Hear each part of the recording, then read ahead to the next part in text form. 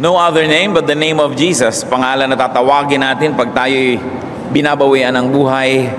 Pangalan na nagliligtas at nagdadala doon sa kabilang buhay. Sabi po ng Panginoon sa Juan 10:10, dumarating ang magnanakaw para lamang magnakaw, pumatay at manira. Naparito ako upang ang mga tupa ay magkaroon ng buhay, ng isang buhay na masagana at ganap. Kung atin pong tatanungin ng Panginoon kung ano ang kanyang life mission, isa yan sa mga pinakalulutang na gusto niya ang tao ay bigyan ng buhay, isang buhay na masagana at ganap. Ngayon, sinabi rin niya yung kalaban ng ating buhay, yung magnanakaw, dumarating lang daw upang magnakaw, pumatay at manira. Paano ba tayo nananakawan ng buhay? Paano tayo napapatay ng kamatayan? Paano nangyayari ang mga ganon samantalang malinaw ang gusto ng Panginoon? Ang ating pong pag-aaral ngayon, pagtutuon sa isang hindi naiiwasan at hindi dapat iwasan, paano makitungo sa kamatayan or how to deal with death. Father in heaven, we thank you for our life and we thank you that we can meet you sometime face to face when we cross that river called death. Nawa Panginoon, kami bigyan ninyo ng kawarunungan upang maunawa kayo. Patawarin niyo po kami sa mga kasalanan namin, mga pagkakamali at pagkukulang namin inyong punan. Buksan niyo po ang aming mata at pagpalain kami ng katotohanan na makapangyarihan, na nakapagpapabago ng pag-iisip, nakapagpapalakas. Walk in our midst, O God. Give us your blessing. We lift up your name in the name of your Son, Jesus. Amen. Maraming paraan ng pagnanakaw ang kamatayan sa atin. Una pa man ay bago tayong mamatay, pwede na tayong manakawan. Pwede na tayong masira. Pwede na tayong simulang patayin ng kamatayan. Sapagkat ang kamatayan ay nananakot. So kung lagi ka nalang takot mamatay, nabawasan na ang oras mo para mabuhay. Nagpapawala yan ng saya, nagpapabawas ng sigla, at nagpapahina ng dapat sana ay lakas. Yung lagi ka nalang natatakot, nawawalan ka ng panahon para yung masaganang tanggapin ng mga pagpapala na ngayon ay nariyan. Yang takot. Isa pa pong pagnanakaw sa atin at pagpatay ng kamatayan, bago pa man ito dumating, ito ay sumasakal sa buhay. Nagpapalit ng plano, nagpapababa ng mga pangarap, nagpapaliit ng mga posibilidad sa buhay. Pag ang tao ay wala nalang inisip kundi mamamatay siya, hindi na niya lalakihan ang kanyang mga pangarap. Hindi na niya itutuloy ang kanyang mga plano, hihiga na lang siya, taantayin niyang siya ay mamatay. May isang ganyang uri ng katotohanan na sinasabi sa Lucas 12:18 hanggang 20. Isang matagumpay na lalaki ang nagsabing, alam ko na, ipagigiba ko ang aking mga kamalig at magpapatayo ako ng mas malalaki. Doon ko ilalagay ang aking ani at ibang ari-arian. Pagkatapos ay sasabihin ko sa aking sarili, marami ka nang naipon para sa mahabang panahon, kaya't magpahinga ka na lamang, kumain, uminom at magpasarap sa buhay. Ngunit sinabi sa kanya ng Diyos, hangal, sa gabing ito'y babawian ka ng buhay. Kanino ngayon mapupunta ang mga inilalaan mo para sa iyong sarili? Ano po ang isa sa maraming mga leksyon na maaaring makuha dito sa ipinakitang halimbawa ng Panginoong Hesus? Na pag ang tao ay nawalan na ng direksyon sa buhay, nawalan na siya ng sense of mission, nawalan na siya ng mahalagang mga plano at adikain, ay parang nawalan na rin siya ng buhay. At hindi lang yon, walang kwenta ang magplano ng magplano, samantalang baka bigla kang humarap sa Diyos. Ano po ang makikita natin dito? Na hindi masama ang magplano, na hindi masama ang may malaking mga pangarap at maraming gustong gawin, subalit dapat handa ka rin any moment na haharap sa Diyos. Pero kung lagi ka naman paghahanda sa pagharap sa Diyos ang ginawa mo at wala ka ng ginawang buhay dito sa mundong ito, nasakal na rin ang buhay mo. Marami pong mga ganyan eh. Bakit hindi pa po kayo mag-aral ng gusto nyong kurso? Matanda na ako. Mamamatay na ho ba kayo? Sana na may huwag pa. Di mag-aral pa kayo. Gusto nyo pala eh. Marami mga balo. Ba't di kayo mag-asawa uli, mami? Ay, wag na. Matanda na tayo. Diba? Masama na meron ka man lamang masandalan kung nanonood ka ng romantic movie. May mag-abot man lang sa iyo ng salon pass kung sumasakit na yung likod. Yung iba kasi ay matanda na tayo. Ayaw na magplano. Ang iniisip na lang, malapit na tayong mamatay. Ba't hindi ko kayong magsimula na isang negosyo? Matanda na tayo.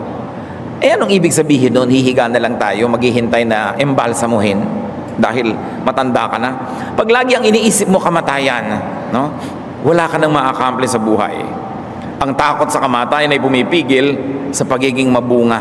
No? Kaya, dapat hindi natin pinapayagan na hindi pa naman dumadating, natatakot na tayo, pati tuloy yung dapat ngayon ay nagagawa, hindi na nagagawa. Yung takot sa kamatayan ay nagpapaliit ng mundo. Sobrang pag-iisip sa kamatayan, sobrang paghahanda sa kabilang buhay, trying to earn points in the afterlife and missing the here and now. Hindi masamang paghandaan yung darating. Hindi masama na may points ka in heaven, pero nandito ka pa sa earth nilalagay ka pa dito ng Diyos, ibig sabihin may buhay ka rin dapat dito. Kasi kung doon ka na lang sa kabila, di dapat sumakabilang buhay ka na ngayon din. Kaya nakakawala yan ng mga kahulugan ng pangkasalukuyang buhay. Ang takot din po sa kamatayan, mga kapatid, ay nakakapagpatigas ng puso. Nakakapagpasama, kuminsan. Sa kagustuhan ng taong iligtas ang kanyang sariling buhay para hindi siya mamatay, kuminsan hindi na siya nagiging mabuti sa kapwa. Sa paniniguro na siya ay mananaig, na siya ay magiging secure, kuminsan ay nagiging masama sa kapwa ang tao. Si Abraham na lang at si Sarah, merong ganitong example sa Genesis 12:11-13. Nang malapit na sila sa hangganan, sinabi niya sa kanyang asawa, Sarai, napakaganda mo. Kapag nakita ka ng mga Ehipsyo, sasabihin nilang asawa kita at papatayin nila ako para makuha ka. Ang mabuti pa ay sabihin mong magkapatid tayo. Alang-alang sa iyo, hindi nila ako papatayin. So sa takot nitong si Abraham na mapatay, willing nang ipamigay ang asawa kung kanino na lang. Sabi, baka sa kagustuhan nilang makuha ka, patayin ako. So sumama ka na lang. Sabihin mo na lang na kapatid mo ako. So tuwang-tuwa siguro si Sarai, sabi ni Abraham, Sarai, napakaganda mo, napakangiti siguro siya. Sabi niya, sumama ka na lang sa kanila. Di biglang nanimangot ang asawa, no? Dahil ipapamigay, huwag lang mapatay si asawa. Nakita niyo rin yung mga crack sa karakter ng mga tinatawag natin mga patriarchs. Yun po'y bago mamatay ang tao, naapektuhan na siya kung papayag siya. Ngayon, habang namamatay at nag-aagaw buhay at namatay na nga, paano pa tayo na pagnanakawan ng kamatayan? Before and during. Ang kamatayan ay gumagambala, pumuputol sa buhay. Needless to say. Santiago 4:13-15. Makinig kayo sa akin, kayong nagsasabi, ngayon o bukas ay pupunta kami sa ganito at ganoong bayan at isang taon kaming titigil doon. Mangangalakal kami at kikita ng malaki. Hindi nga ninyo alam kung ano mangyayari sa inyo sa araw ng bukas. Ang buhay nyo ay parang usok lamang. Sandaling lumilitaw at agad nawawala. Sa halip ay sabihin ninyo, kung loloobin ng Panginoon at nabubuhay pa kami, gagawin namin ito o iyon. Ano pong sinasabi dito? Huwag ipagyabang yung bukas, yung next week, yung next year, kasi hindi mo yan hawak. Maaring biglang maputo lang yung buhay at ikaw ay mahihiwalay sa mundo. Maiiba na ang lahat at ang mga plano mo ay nababaliwala. Hindi sinasabing huwag magplano, hindi po sinasabing huwag mangalakal. Ang sinasabi lang, alalahanin mo na ang lahat ng yan pwedeng biglang maputol pag nabawian ka ng buhay sa panahong di mo naman inaasahan. Lagi mo nalang makikita, in the untimely death. Meron ba namang timely death? Lagi namang ganun Lagi sasabi mo, untimely demise. Siyempre, meron ba namang sabi ito nga talagang tamang-tamang mamatay na siya? Hindi naman natin gusto yon. Bakit nga po ba ayaw ng tao mamatay? Kasi ang buhay na ito lang, ang buhay na alam natin. Ito lang ang kilala natin. Kaya ayaw na ayaw mong umalis dito dahil hindi natin alam kung saan tayo pupunta. Yun ay kung hindi alam. Kaya mas alam mo kung saan ka pupunta, mas lumuluwag ang lahat. Para kang isang palaka na ipinanganak sa balon, lumaki sa balon, nakakulong sa balon, ayaw mong lumabas doon dahil para sa iyo, yun na ang magandang daigdig. Yung pala meron pang napakalaking daigdig na nasa labas. Pag tinitingala mo yung bunganga ng balon, nakikita mo yung kaprasong langit, sa bilog ng balon, akala mo yun na ang buong-buong langit. Akala mo yun na ang lahat ng halaman sa mundo, yung konting lumot sa loob ng balon. Pero kung lumabas ka pala, higit na maganda pa. Yan po ang buhay natin ngayon. Nasa loob lang tayo na isang balon, yung iba naman, ayaw nang umalis doon. Samantalang isang state lang yon, isang stage, isang phase of our life. And there is a great thing that awaits those who love God. Sabi, no eye has seen, no ear has heard, no mind has conceived what God has prepared for those who love Him. Ngayon, nahihiwalay tayo sa mundo. Yan ay isang pagnanakaw din, lalong-lalo at biglang-biglang napuputol ang ating pakikipag-ugnayan. Ang kamatayan ay pumuputol ng mga relasyon. Ang ating koneksyon sa kapwa ay naiiba, napuputol. Mangangaral Siyam, 5-6. Alam ng buhay na siya'y mamamatay, ngunit ang patay ay walang anumang nalalaman. Yan daw alam ng mga buhay na siya'y mamamatay. Pero pag patay ka na, hindi mo na daw alam yun. Wala na siyang pag-asa at nakakalimutan ng lubusan. Nawawala pati ang kanilang pag-ibig, pagkapuot at pagkainggit. Ano pat wala silang namamalayan sa anumang nangyayari sa mundo. Sinabi po yan ni Solomon. Kaya mga iba na pag naglilibing, naku, alam ko nakangiti ngayon dito si yung inilibing, pampaka-konsuelo lang yun ng mga nalulungkot, no? Pero ang sabi ni Ecclesiastes, wala na silang namamalayan sa anumang nangyayari sa mundo. So hindi ka pwedeng ipagdasal ng mga namatay, no? Dadasalan mo yung namatay para ipagdasal ka rin. Iba na ang vibration noon, iba na yung consciousness, iba na yun. Hindi na yun yung ganito. Kaya sabi, wala na yun, nadi-disconnect. Marcos 12:25, sa muling pagkabuhay, ang mga tao hindi na mag-aasawa. Sila'y magiging katulad ng mga anghel sa langit. Ibig sabihin, wala silang ganong uri ng passion. Wala silang interest. Wala silang romantic interest. Kaya yung mga namamatay, lalo't malungkot ang kamatayan sa mga pelikula, tapos babangon ng mga kaluluwa at maghahabulan na naman sila sa mga nyugan at mga humahalakhak sila. Fantasy lang yun para masaya ang ending, para kumita ang pelikula. Wala na daw na nag-aasawa pa uli sa kabilang buhay. Iba naman yun. Isang bagay na hindi natin unawa, pero hindi ibig sabihin ay walang kwenta. Ano pa po ang ginagawa ng kamatayan? Siyempre, pag nangyari na, gumugulo sa mga apektado, sa mga nanglulungkot at nagluluksa, sa mga nalilito. May mga taong nawawala ng focus at pag-asa dahil binuo ang buong daigdig sa paligid ng isang tao. Kung ang taong yon ay mamatay, paano ka na? Kaya ito po mga leksyon na ito ng kamatayan, na isa ring mga leksyon sa atin na huwag masyadong ma-attach. Kasi, paano na? Kung naunahan ka niya, ano gagawin mo sa buhay? Tuloy pa ang buhay kasi hindi ka pa kinukuha ng Diyos. Ibig sabihin, meron ka pang gagawin, meron ka pang dahilan para mabuhay. Kaya yung mga iba, sasama ako sa hukay, talaga nagpipipigla. Subukan man bitawan na talaga ang pagkakaiwan sa bunganga ng libingan ni ganun din. Wala pa naman ako nakitang budang tumalon talaga doon sa ilalim. Sasama ako. Pero pag binitawan mo, wala pa naman talagang tumalon doon sa loob. No? Mga kaartihan. Dahil siyempre kahit na biyuda ka, gusto mo pa rin mabuhay. No? At dapat, gusto mo pa rin mabuhay. Kasi hindi naman kayo pinanganak ng sabay na pangasawa mo, bagamat pinahiram ka ng Diyos ng asawa, nagkaroon ka ng ligaya, pag nabawi, huwag sumama ang loob mo, pasalamat ka nakahiram kahit sandali. Dapat isip mo, sige, nakahiram na ako, solian time, malulungkot ako, pero up to a moment only, then I'll pick up my life. Dahil hindi ka pa kinuha eh. So dapat mabuhay ka pa. Paano tayo makikitungo sa kamatayan? Lalo tayong mga anak ng Diyos, mga nagsasabing nakakilala sa Panginoon. Paano makikipagmabutihan sa kamatayan? Dahil paano ka makikipagyera dyan talaga namang kasali yan sa plano. Unahan ang kamatayan. Preempt death. Lampasan ang makalupang pamumuhay bago pa man sumakabilang buhay. Lumampas sa mga araw-araw na alalahanin. Transcend your earthly existence and begin to live in eternity even while you're still here on earth. Then when death comes, it will not be a big surprise and you won't have to make a very big adjustment. Unahan ang kamatayan. Mamatay na bago pa dumating ang kamatayan. Anong ibig sabihin? Mamatay sa mga pagpapahirap ng mundo. Putulin ang relasyon sa mga sobrang attachment sa buhay. Nandyan, masalamat. Pero kung wala, pwede rin. May pangarap, salamat. Pero kung hindi natupad, pwede rin at salamat din. May mga pagsisikap, pero kung ang bunga ay hindi inaasahan, salamat pa rin. Tulad ng sinasabi ni Solomon na kamatayan na hindi na sila kasangkot sa nangyayari sa mundo. Nandito ka sa mundo, sumasangkot ka, pero hindi sobra. Hindi ka masyadong attached. Galatia 6:14. Ang ipinagmamalaki ko ay ang kamatayan ng ating Panginoong Hesukristo. Sapagkat sa pamamagitan ito, ang mundong ito'y patay na para sa akin. At ako na may patay na rin sa mundo. Di po ba yung patay walang pakiramdam? Kahit mo nga yan, anong gawin mo sa kanya, hindi na siya nagre-reklamo.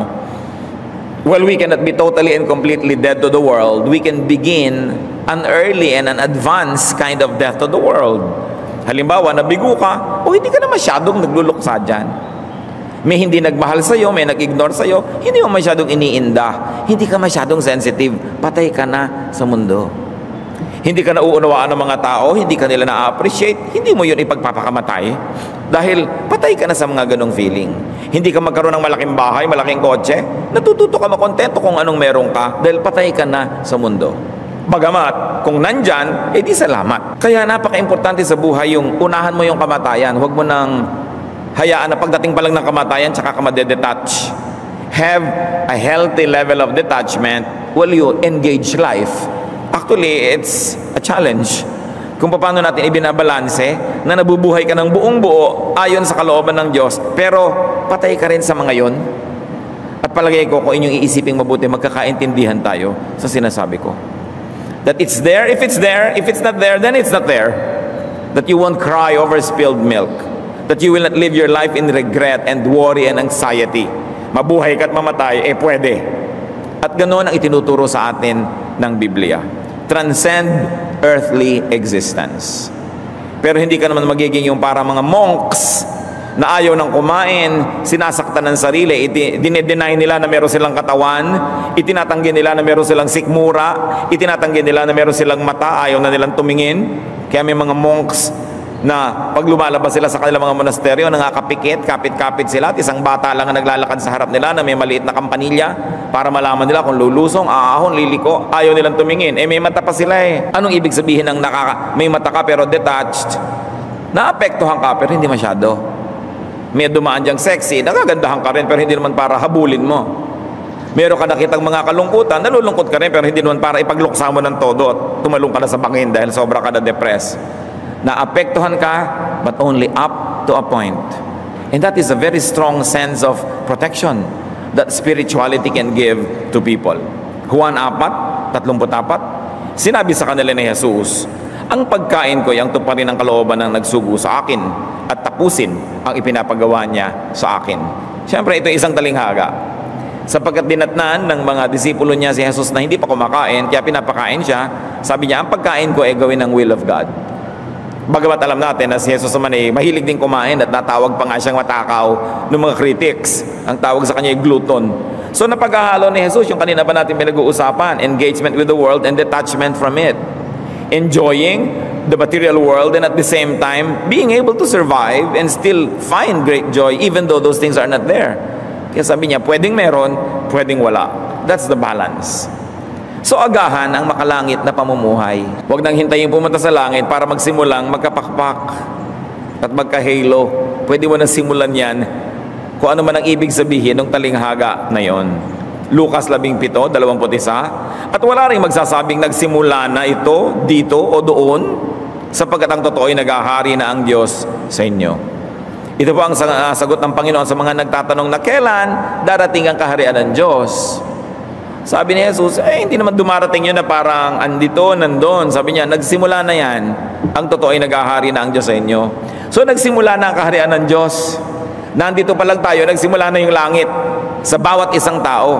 So nasa sa atin na yung kung paano natin papalakihan at i-develop at mabuhay sa dalawang level.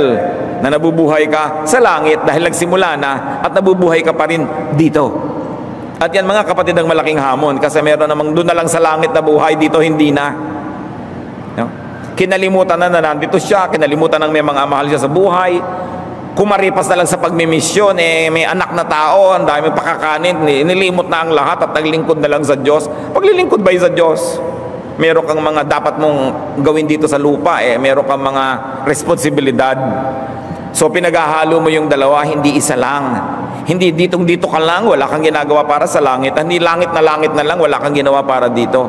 Sabi ni Solomon, a man who fears God will avoid all extremes. At yan kung minsan ang nagiging bunga pag binrainwash mo ang masyado ang tao sa relihiyon. Nabe-brainwash siya na talikuran ang kanyang katotohanan na siya'y buhay dito. Ayaw nang kumain, ayaw na magtrabaho, iniintay na lang ang pagdating ng Diyos sa mga ulap-ulap, nagre-resign sa mga trabaho. Masama ba namang abutan ka ng Diyos na nagtatrabaho? Abutan ka nagkukudkod ng nyog, naglilinis ng kotse, mapapagalitan ka kaya? No? But they suspend life here because they're already there. That's an extreme. Dapat balanse. Colossus 3:1, Binuhay kayong muli na kasama ni Kristo. Kaya't ang pagtuunan nyo ng isip ay mga bagay na nasa langit na kinaroroonan ni Kristo na nakaupo sa kanan ng Diyos. So lagi, kahit sa Bible, very clear and very distinct ang identity ng Diyos Ama at ng Diyos Anak, ni Kristo at ng Ama sa langit. Kuminsan, pati mga Kristiyano, nalilito na, kanino ba nagdadasal? No? Nung ang mga disciples ay nagtanong kay Jesus, turuan niyo po kami magdasal. Anong sabi ni Jesus? Ganito, Our Father who art in heaven. So ibig sabihin ni Jesus, magdasal sa Ama sa langit. No? Huwag tayong malito tungkol dun. At nagdadasal tayo sa Ama sa langit sa ngalan ni Kristo. Ang itinuro ni Kristo, magdasal tayo sa Ama. Hindi niya masabing magdasal kayo sa akin. No? Sabi, magdasal kayo sa Ama. Sabi niya, Ama namin, sumasalangit ka. At yun ay dinadasal natin sa kanyang pangalan. So very clear din, pinapakita yung darating na mga panahon, nando daw si Kristo sa kanan ng Diyos. So, nando na, ituon daw natin ang isip doon. Pero hindi ibig sabihin na mabubulag ka na dito. Pangalawang Korinto 4:18, kaya't ang paningin namin ay nakatuon sa mga bagay na di nakikita at hindi sa mga bagay na nakikita. Sapagkat panandalian lamang ang mga bagay na nakikita, ngunit walang hanggan ang mga bagay na di nakikita. Yun pong Pompeii, isang lungsod yan sa Italy na natabunan ng bulkan. Noong nahukayan, libu-libong taon matapos ang mangyari, o daan-daan, whatever. Marami pong mga nakita mga tumatakbo na dala-dala nila yung kanilang pera, dakma-dakma nila yung mga gold nila, inabutan na sila ng lahar at doon na sila namatay, na-preserve sila. Yun ang sinasabi ko, kanon masyadong pang dito. Yung iba siguro kaya hindi nakatakbo ng mabilis sa dami ng dala. Masyadong attached. Pero dapat naman siyempre, kung tatakbo kami, dala ka naman kahit konti. Dahil paano kung nakaligtas ka na doon sa lahar, wala ka malang maibili ng biscuit. Meron. So a little there, a little here. Balanced life. Ngayon, mga kapatid, kung sakaling dumarating na, tumotok-tok-tok na si kamatayan, di lumipat na lang kung dumating na ang panahon doon sa tunay na kalangitan. In other words, graduate when you must. Kung minsan may mga nagte-text sa akin, Pastor, namatay po si ano, namatay si gano'n. Huwag niyo akong ginaganyan. Sabihin niyo, gumraduate. No? So, kaya nakakatanggap na ako, ay gumraduate si ano, gumraduate si ganyan. Minsan nakatanggap ako ng isang gano'n. May kaharap ako sa ko, ay gumraduate na pala si ano. Ano pong course? Kung namatay. No? Kasi naman yung parang patay, napaka-negative Di gumraduate. Hindi ba graduation lang ang kamatayan? Mula dito sa mundo, lilipat ka sa kabila. No? May tugtog ka pang tatan, tatan, tan, tan. So, hindi naman dapat sobrang katakutan yung graduation. Gusto mo nga, gumraduate Pangalawang Korinto 5:8. Malakas nga ang loob nating iwanan ang katawang ito na ating tinatahanan ngayon upang manirahan na sa piling ng Panginoon. Yun ang nangyayari. Unahan natin ang kamatayan na nakahanda na tayo mangyari ito. Kasi graduation yan. Tingnan ninyo mga kapatid, suriin ninyo ang verse, 2 Corinthians 5:8. Malakas nga ang loob nating iwanan ang katawang ito na ating tinatahanan ngayon. So yung inililibing, hindi kayo yun, katawan lang yun.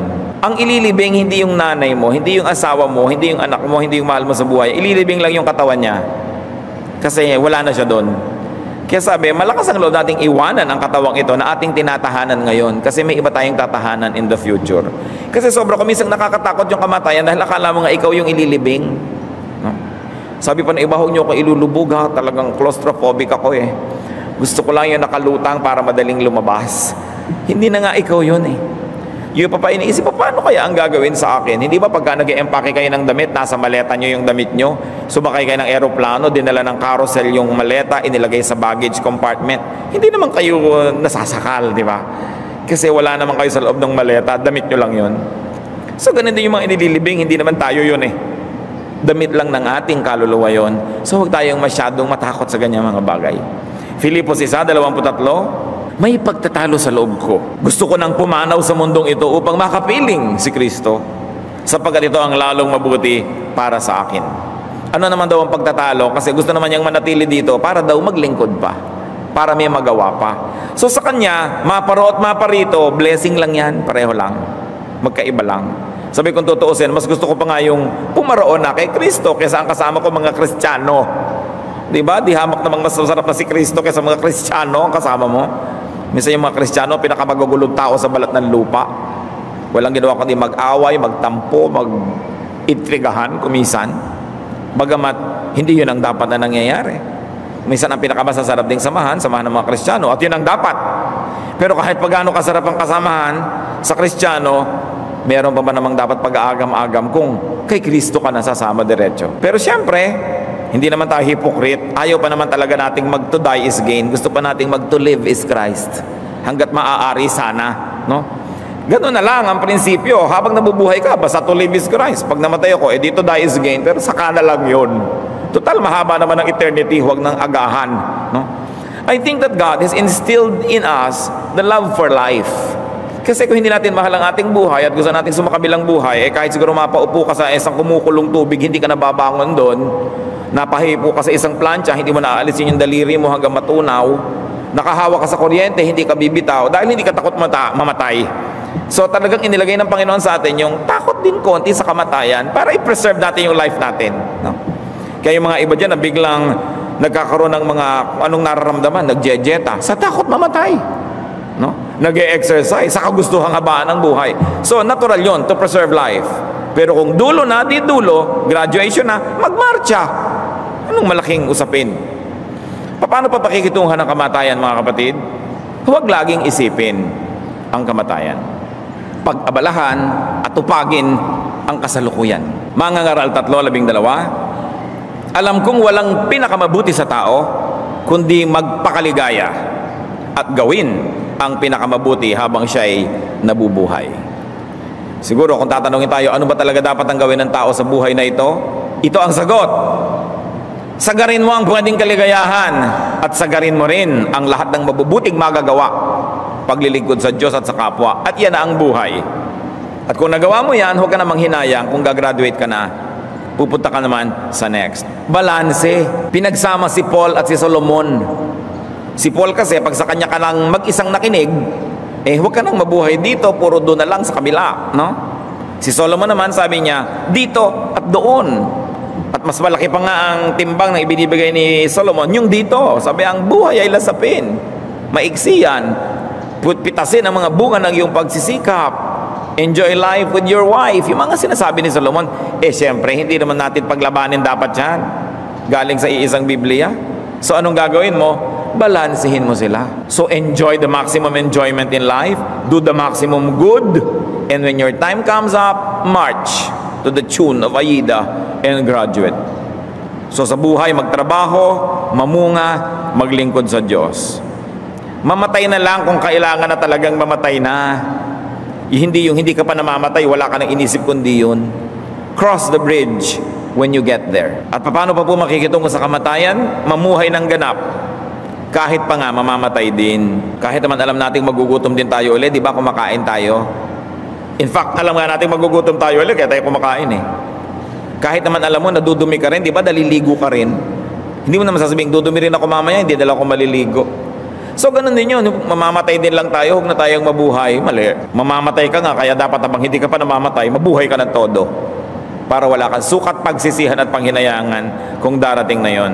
Have a full life like Jesus. Lucas 2:52. Patuloy na lumaki si Jesus. Lumawak ang kanyang karunungan at lalong naging kalugod-lugod sa Diyos at sa mga tao. Yung complete development. Lumaki siya physically, lumawak ang karunungan intellectually, naging kalugod-lugod sa Diyos spiritually at sa mga tao socially. A complete and a balanced life modeled by Jesus. So much can happen in a lifetime. Maiksi ang buhay, subalit mahaba na ito para gawin ang napakaraming bagay.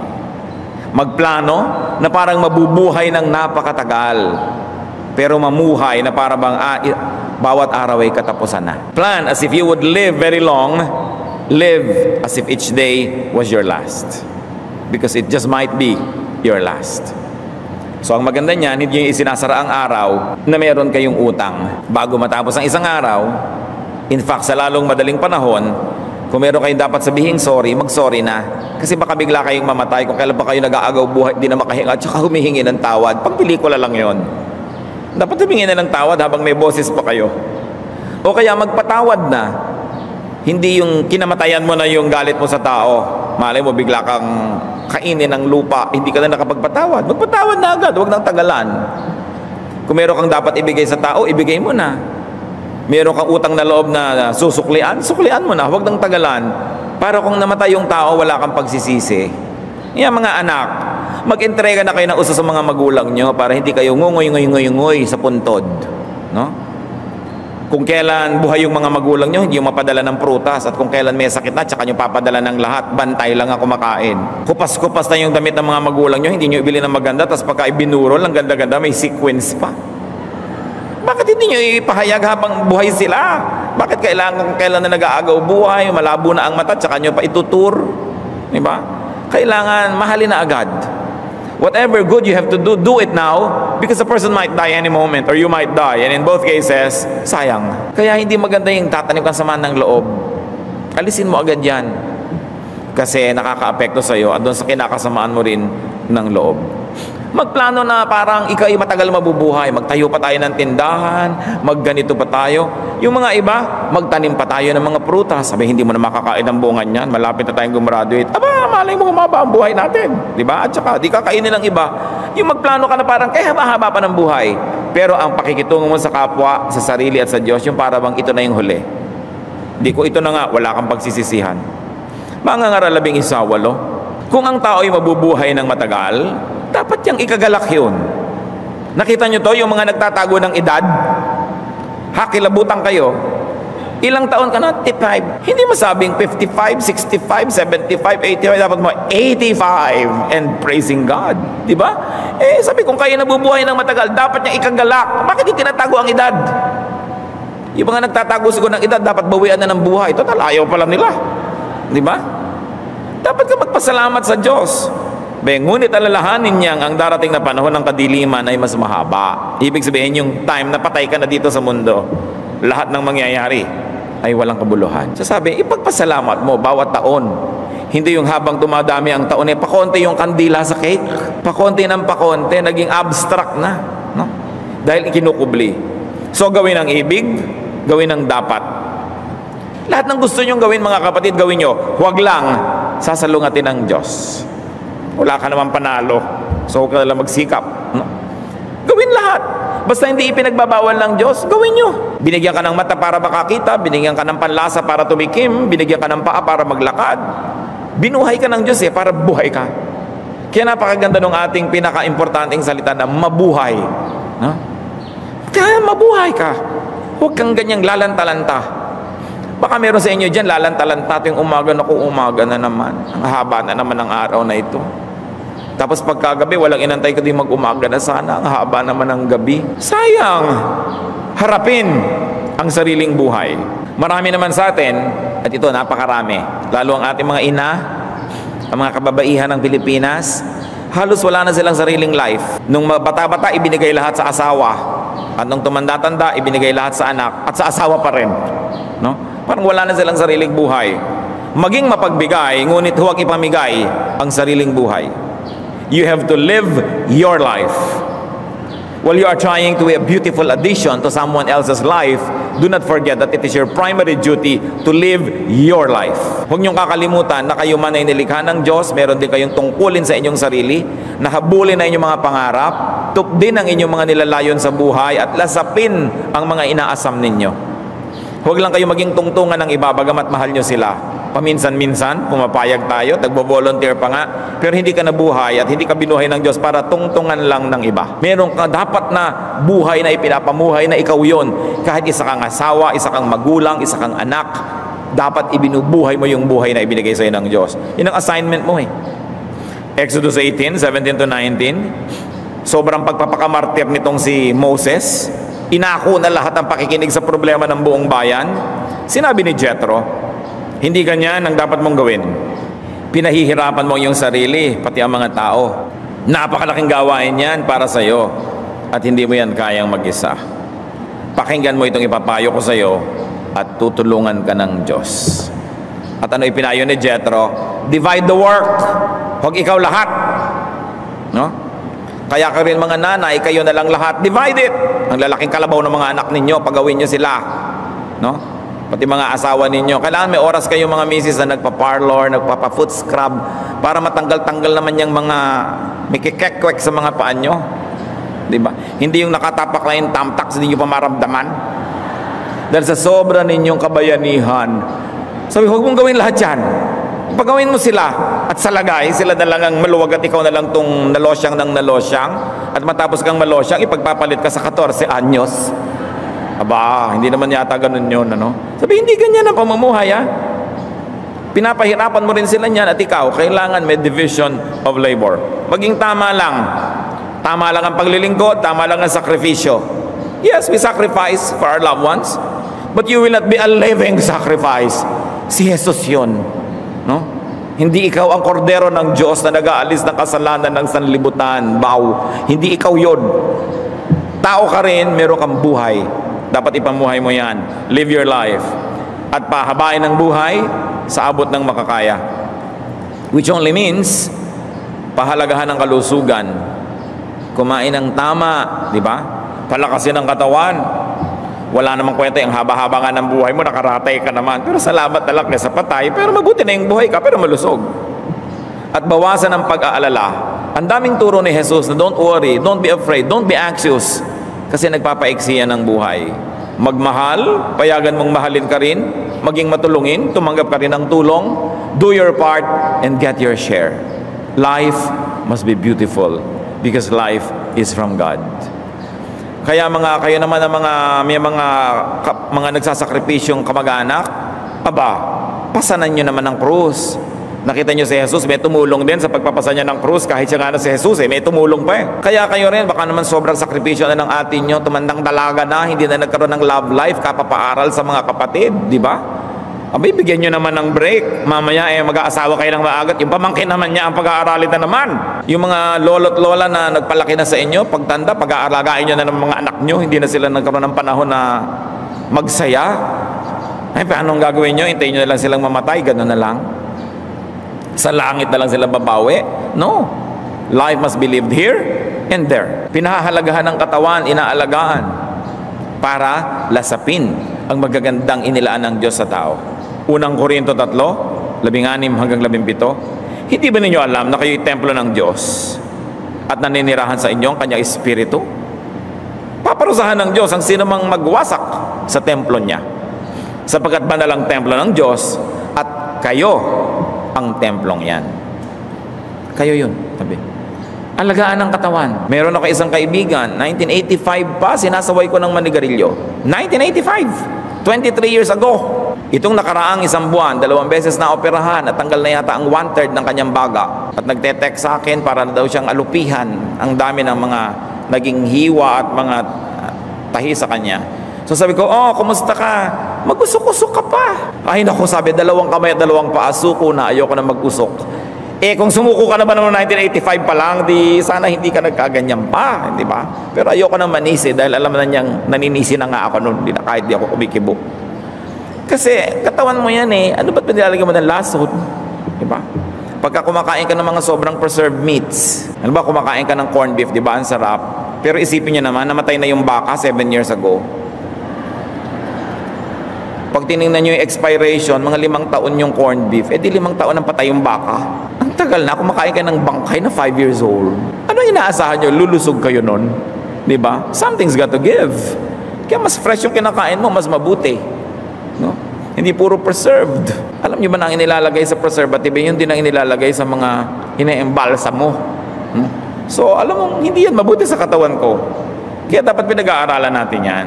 At kung papahabain ang buhay, taasan yung quality. Pasayahin ang Diyos. Kasi pag natutuwa sa'yo ang Diyos, nagbo-blow out siya. Pasayahin ang Diyos. Paano po bang makikitungo sa kamatayan?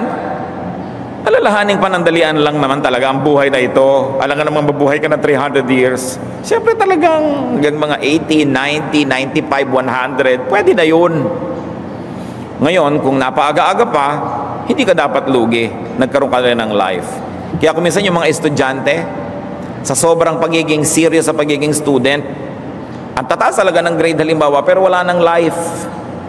Hindi na nakasali sa speech and drama, hindi na nakasama sa mga outing, wala nang napuntahan, man lang nakasiyahan. Paano kung bigla siyang namatay? Ganun na lang. Anong gagawin niya sa diploma? Kaya yung mga iba, kagagraduate pa lang ng anak ko, namatay na. At sa lagay, kung 10 years after graduation, okay na rin. Di ba? Hindi pa rin. Pero ang mahalaga, saan ka man abutin ng kamatayan, kung ano yung ibinigay na palugit sa'yo, naipamuhay mo yon, hindi ka nadaya. So kung bata ka, naging bata ka naman dapat. No? Teenager ka, naging teenager ka naman. Hindi ine-expect mo yung bata na mag-behave ng matanda. Yung teenager, ine-expect mo parang 50 years old. Kasi kung biglang naputol yung buhay nila, they were not able to live the life that the stage or that period permitted them and expected them to live. One of the best gifts that we can give to our loved ones is to allow them to get and to have a life. Minsan yan talagang ang mga magulang, kung pwede lang huwag mo ng pag-swimmingin ng mga anak mo dahil may nalulunod, di ba? Pero kung talagang pinayagan mo mag-swim, minaximize mo ang safety, tiningnan mo kung ano ang swimming pool, inalam mo may lifeguard ba, tas tinuruan mo pa siya mag-swim o pinaturuan mo, hindi mo nang pinapaligo sa gitna ng nag-aalimpo yung dagat, in-ensure mo yung maximum safety at nag-swim at nalunod pa rin. Ganun talaga yung buhay. Pero hindi pwedeng humo siyang pag-swim buong buhay para lang huwag siyang magkaroon ng posibilidad na malunod. Kasi talagang yung pamamaraan ng pamumuhay may risk. Pero kung inabutan ka ng kamatayan habang ikay nabubuhay, hindi ka na sobrang dapat malugi nun. What I mean, brothers and sisters, is if in the act of living, in the act of having a full life, that's when you met your death, then you should not be regretful about it. Because there are many people who are alive but actually only are just existing because they don't have a life. Yung sobrang sheltered, sobrang safe, wala nang risk na tinake sa buhay. Buhay nga, pero anong uri naman ng buhay yon? So, huwag ka na anak pumasok sa school kasi may mga pumapasok na nasa gasaan na matay. Ano, ikukulong mo na yun sa bahay? Let me be repetitious about it. Maximize the possibility of safety, minimize danger, but take risks. Because you have to live, and that's what life is all about. If in the process of taking those risks and in having a full life, your life is compromised, then it really happens. But to kill yourself on your own by not having a full life is a far graver thing to do. Kaya napakahalaga, alam natin, maiksi ang buhay. Huwag na tayo magtaka pag nabawi yun. Pahiram lang talaga. Lucas 12:28, kung dinaramtan ng Diyos sa mga damo sa parang na buhay ngayon at kinabukas ay igagatong sa kalan, kayo pa kaya? So, dalawa yung kayo pa kaya Kayo pa kaya ang hindi damtan? No? Yun talagang tunay. Pero dapat nating isipin, kayo pa kaya ang hindi rin mamatay bukas? Sandali lang ang buhay. So, kailangan mabuhay ng buong buo, kumpletong-kumpleto habang may pagkakataon. Awit 89, 47 hanggang 48. Alam mo, O Yahweh, ang buhay ng tao ay maikli lamang sa balat ng mundo. Papanaw na lahat silang nilikha mo. Sino bang may buhay na hindi papanaw? Paano iiwas sa kanyang libingan tayong mga taong ngayon nabubuhay? Ang sagot, hindi nakakaiwas dyan. Ang paraan lamang upang mawala ng bagsik ang kamatayan ay kung dumating na ito, ay wala ka naman pinagsisisihan dahil nabuhay ka naman. Napakahalaga. Paano pa po makikitungo sa kamatayan? Makipagmabutihan. Tanggapin ng maluwag sa loob ang kamatayan. Pangalawang Korinto 5:8, malakas nga ang loob nating iwanan ang katawang ito na ating tinatahanan ngayon upang manirahan na sa piling ng Panginoon. So, mabuhay kung buhay, hindi mamatay kung oras na. Ganun talaga. Filipos 1:21, sapagkat para sa akin, si Kristo ang aking buhay at kahit kamatayan ay kapakinabangan. To live is Christ, to die is gain. Paano makikitungo sa kamatayan? Pakinabangan ito. Kung gayon, unang Korinto 15:55, masasabi mong nasaan o kamatayan ang iyong tagumpay? Nasaan o kamatayan ang iyong kamandag? Ang sagot, wala. Pagwagian ang kamatayan. Paano pagwawagian? Alam niyo po ang kamatayan, usher or usherette. Hinahatid ka lang. So payagan itong maghatid sa iyo sa kabilang buhay. Huwag siyang iwasan na eto na siya. Sabi mo, o sige, eto ang usherette, dadali niya ako sa kabilang buhay. Death is usher to the next life, to the next world. Huwag matakot at huwag magalit sa usher. Ang maganda ay handa ang sarili sa kabilang buhay At pagka ganun, wala tayong dapat ikatakot pag nandyan na yung usher. Yun naman kasi drawing natin, si kamatayan, yung may belong itim, may hawak na karet, no? Kung suotan nyo ng kimona, suotan nyo ng magagandang mga alahas, tulad ng magaganda natin mga usherette, di ba? Dinadala ka sa silya mo, o dito ka sister, doon ka. Di ganun din yung kamatayan, o dito ka, pumunta ka sa piling ng Diyos. Alisin nyo yung lagim ng kamatayan. Hindi dapat ganun. Kaya yung nagluluksa din, itim na itim, nakakakilabot tuloy because of the cultural associations, no? Alisin yun. Para yun sa mga walang Diyos. Para yun sa mga walang pananalig. Para yun sa mga hindi na ililigtas ng Panginoon. Pero yung mga naliligtas, bagamat ayaw pa natin talagang mag-to die is gain, gusto natin mag-to live is Christ, pero kung dumating na, tanggapin. Kamatayan natin at kamatayan ng mga mahal natin sa buhay. Aming Diyos, salamat na lamang at kayo ay naroon din pagdating namin doon sa dulo. Pagtawid namin doon sa dapat tawirin, naroon pa rin kayo, ginagabayan nyo kami, minamahal. Bagamat limitado ang pananaw namin, kaya hindi pa naman kami talaga gustong-gustong pumasok sa kabilang buhay, O Diyos. Pero turuan mo kami na kung dumating ito sa buhay namin at sa buhay ng mahal namin sa buhay, ay tanggapin namin na maluwag. At napakainam na pagtanggap dito ay magkaroon ng isang punong-puno at buong-buong buhay. At nang sa ganon, walang sukat ipagsisi.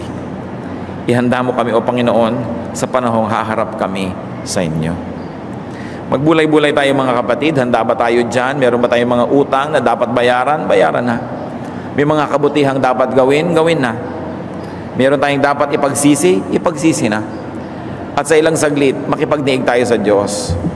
Araw-araw, minutong merong posibilidad, dapat nakikipagniig tayo sa Diyos. At lagi nating nire-renew yung ating commitment. Then you say, Oh God, when I die, take my spirit with you. I like to be with you. Hiningin nyo sa Panginoon Diyos natin sa langit yan na kung tayo ay papanaw sa mundong ito, kunin ang ating espiritu at isama sa Kanya. Kaya habang buhay pa, ibigay nyo na sa Kanya ang inyong espiritu, ibigay nyo sa Kanya ang inyong kaluluwa. Habang kayo'y meron pang huwisyo para gawin yan, makipagniig sa Diyos, sasabihin, Lord, forgive me for my sins, cleanse me, I like to give you my life, and I like to give you my spirit. When I die, take me wherever you are. And do that in the name of Jesus, because Jesus is our way to the Father. Makipagniig sa Diyos, manalangin, ihanda ang sarili para sa sariling pagharap sa Diyos. Ihanda din natin sarili natin para dun sa pagpano ng mga mahal natin sa buhay. Ayaw natin silang mawala, pero kung kinuha na ng Panginoon sa Kanya pumunta, ibigay ng maluwag.